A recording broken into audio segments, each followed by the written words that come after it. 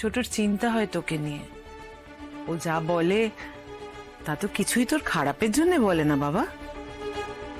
তুই একা একা থাকলে ওর তো খারাপ লাগবেই বল। জেঠিমনি এইসব বলে কোনো লাভ নেই।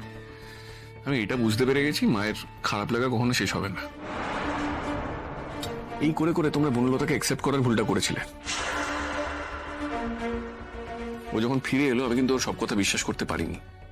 আমি কিন্তু সেটা তোমাদেরকে বলেও ছিলাম, কিন্তু তোমরা তোমরা সবাই মিলে ঠিক করলে আহা ও আরেকটা সুযোগ পাক। আচ্ছা, আমি একলা থাকলে তোমাদের কি ভয় বলো তো? যে আমাকে 1 মাসের জন্য তোমরা একলা থাকতে দিচ্ছ না। প্রবলেমটা এক্স্যাক্টলি কোথায় বলো তো?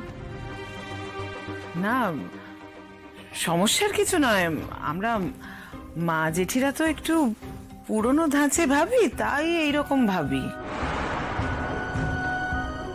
মনে হয় তোর জীবনটা এইভাবে চলতে পারে না।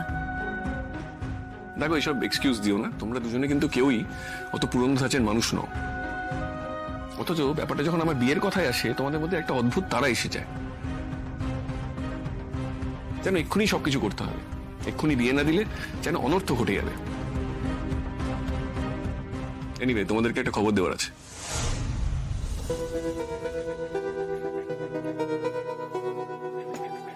ও, এই তো ঠাম্মি, তুমি চলে এসেছো, ভালোই হয়েছে।